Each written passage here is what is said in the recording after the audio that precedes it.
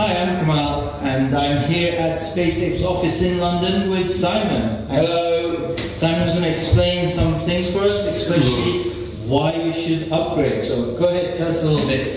Right, so this is mostly about revamping the warpoint system behind the scenes for you guys. I know a lot of you engaged dudes, high castle levels, seriously involved with the game, like to know a lot about exactly what's happening and how we're organising our battling and our systems and our balancing. So this is just a bit of an insight into the next castle level that's come out quite recently, how we're going to readdress all the war points so it feels a bit more relevant as you move up the leagues and being able to challenge other people. So, right, the general idea of this is, of course, as you go up the castle level, you're going to get more war points in a war.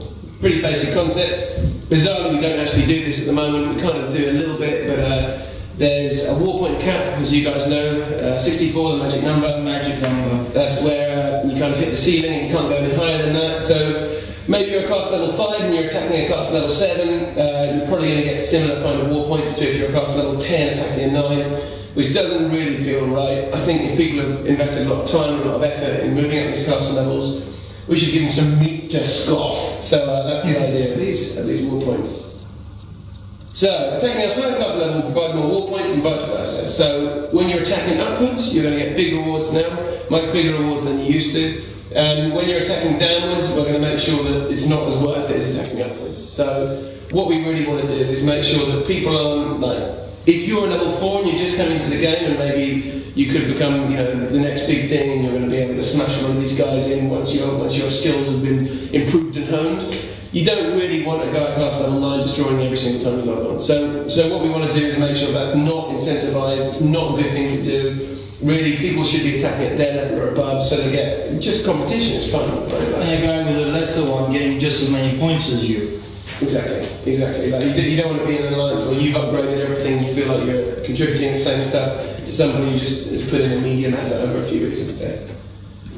So, attacking a higher castle level will be less risky. So at the moment, if you're a castle level 9 and you're moving upwards, you're attacking guys at the same kind of level, you're pretty heavy penalised if you lose. So, likewise, if you're a castle level 5 attacking upwards, if you go for a level 7 or 8, you're going to really feel that if you lose, which might happen because obviously that higher level then it's going to be a lot more difficult to push through. So the idea with that is that these guys, if you're being a bit daring and you're moving upwards and you're trying to get up the tables and you're trying to smash high level opponents, that's cool, that's wicked, we don't want to penalise that. And if you don't make it and the attack didn't work out so well, you lose a few war points, but not nearly as punishing as what we've been doing so far. And likewise, if you're a high castle level attacking downwards, we don't really want that to happen because it's not really very fair. So we're going to just say, like, if you're a castle level 10, you're attacking castle level 1, you're probably going to lose a lot of points if you lose, because obviously you shouldn't be losing that bad anyway. So, here's the current matrix. So this is probably pretty difficult to see. It's pretty stinky, to be honest. Like, the general idea here is, so these are the attacker levels down here. You're probably not super able to see them, but I'll describe the key points. As you move upwards in your attacker level, the guys you're attacking will give you more war points in general, really. But it's done a little bit oddly. So let's say I'm a castle level 9 and I'm attacking a castle level 8. I'm going to get 59 war points. If I'm a castle level 5 and I'm attacking a castle level 7, which happens quite a lot, I'm going to get 64. So what we've said there immediately is castle level 9, probably going to get castle level 8 quite a lot because there aren't that many castle level 9s and 10s. So it's not that easy always to find someone at your same level, and if we're saying those guys are going to get 59 and then a castle level 5 can get 64, it doesn't really seem fair. Like if you're in a war against a load of guys who are castle level 6 and 7 and you guys are all castle level 9, you want to feel a little bit like you're wielding some power there, but at the moment it doesn't feel like that. And get rewarded for it. Exactly. It feels a little bit like there's even footing, and what we'd rather do is as you move upwards and through the game, that's where everything is trying to head. You should get rewards for it. But at the moment, I don't know if you can see, but this entire section, all of the late game, but basically every castle level is capped at 64 war points. Like, almost half of this board is 64 war points.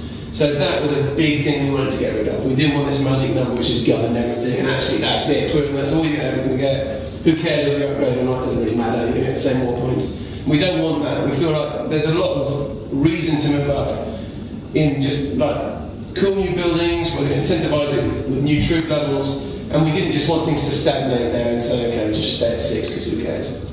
So we did a bit of work and a lot of thinking, and we came up with a completely new matrix. We've tried to get rid of the formula of trying to guess how strong and how somebody's in attack and how strong they are in defence. Try to kind of push that to the side of the road and say, okay, well, we trust the castle level system, right? We know that if you're a castle level 9, you're probably going to be a bit more powerful than a castle level 7, right? That's the way the game is built, that's the way it's geared, and that's the way the progression happens. So, with that in mind, we get rid of all these secret hidden values, and this is what that's worth, and this is what that's worth, and then you have level 7 of that, and 8 of that, you're going to get this score or whatever. It's just way too complicated, and then we have to think also about what troops you've unlocked, which means how far on the map have you got, which means how many of these gates have you got past, how much honour do you have, and all sorts of stuff starts gluing together and making it very difficult to tell who you should actually be fighting. So just based completely on castle level, we've said, if you are castle level 5 versus castle level 5, you will get this number. If you are castle level 5 versus castle level 7, you will get this number. Basically that's what it ended up as anyway, before just a bad version of it, because everybody got 64. But now we're saying, right, okay, well if you're a castle level 5 versus a 5, you're going to get 52. It's about an even fight for you. So 52 is what you get. If you're a castle level 9 versus a castle level 9, you've put in a lot of work in building your stuff up, you've done some serious effort, it's still an even match. It's the same kind of even match it would have been at castle level 5, but because you put in so much effort, you need to be rewarded a bit more. So that's 148 for that one. So 148 war points. 148 war points, yeah. So there's a big increase, and on that proviso, things move up and up and up until the maximum you can get is castle level 10 versus castle level 10. That should be the ultimate battle, like huge powerful defences, amazing attacking forces. The odds are probably the people playing will be strategically pretty awesome at this game. They're going to have great spells and great capacity to attack and defend, and that's 178. So it's a huge amount of war points, but in this rebalanced system it makes a lot of sense. And it gives you incentive to upgrade now. Absolutely. So like, the more you push through this, the better it's going to feel when you're fighting other people. If you're attacking upwards, you can see here, so let's take the example of the castle level 6 this time. They are at 74 when they attack each other, then 86, then 100, then 104, then 124. So as they start attacking upwards, they're going to start getting pretty good war points here. So it's definitely worth these guys aiming upwards. And the idea behind that is if you're castle level 6 and you're moving upwards, you're attacking castle level 9s, and you're going to feel that burden, like, I'm not really on an even keel with these guys, so I'm going to move upwards. I'm going to upgrade to castle level 7. And this is for 3-star now. Yeah, this is the big victory. So this is absolutely flat. So we'll still use the same system of 1 and 2 stars. So 1 star will still be 50%, 2 stars will still be 50%. The remainder on top of that, so 75%.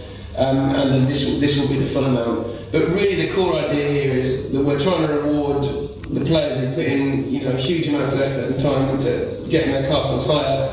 We're saying, like, well, in a war, yeah, you're going to do a lot more, you can contribute a lot more. You're going to be, really the backbone of any good alliance will be made of their elder players, their veterans who have done this and made sure that they've got the capacity to really push forwards. So, here's the 2 stars victory and the 1 star victory. So like I said, these are just the exact same formula we use with 1 and 2 stars at the moment, just with the new values of the 3 star. So, war points lost. So this is a little bit different. What we mentioned earlier is we don't really want a castle level 10 smashing a castle level 1 to pieces. We don't want really a castle level 9 smashing a castle level 2 to pieces. So what we've tried to do here is just make sure that if you're hunting downwards, it's not going to be super pleasant. But if you're moving upwards, we've reduced the risk a lot. So a castle level 9 versus a castle level 9 will lose 59 if they lose that battle.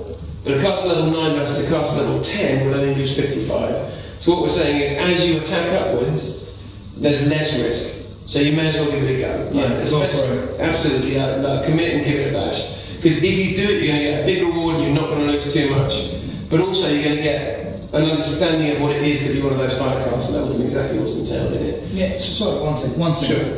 Yeah? Mum, I'm actually at Space Ape with Simon. Yeah, I'm explaining the new war point system. Yeah, he says hi. Mom, I gotta go. Mom, I gotta go. Bye. Sorry about that. God bless her. Yeah. God bless her. She's trying to get used to all the war point system too. So. Well, she should definitely get up the castle level system. She is going to be laughing. Right, so yeah, that's the general thing. Attacking, defending, that's how it works. It's a lot, even though it looks like there's a lot of numbers here, all it really is just saying, we're going to give just a set roster of war points if you're a certain castle level. We're saying, as you move through the game, it should be really understandable and you should be rewarded for moving onwards. So that's it. That's how you attack and that's how you defend with war points. And hopefully with this we should see some seriously exciting wars. We're going to see high-level wars, big scores, seriously exciting outcomes. With the lower levels, hopefully, like for the elite and veteran alliances, they're going to get more people coming in who know what they're doing, who have better castles, and just in general are more familiar with the game. And this will hopefully be out in a few weeks. Yeah, absolutely. So we've got a lot of really cool content planned very soon. And we're going to make sure that to support that, we fix this problem really, because we know it is a problem. It's not really fair that people who've spent so much time and effort on our game are just getting the same results as people. Can you tell us a little about what's coming out also, or is that still... Sure, I'll give you a very general, wacky idea. Yeah. So what we're doing is, we know at the end of our game, so we have wars which are exciting and a lot of fun, but really we want to add a little bit more flavour to that, a bit more strategy, and something that you can really sink your teeth into. So instead of what we have now, which is definitely fun and we get some awesome participation in it, a lot of guys coming in and just blitzing some amazing war scores, especially recently, really huge ones.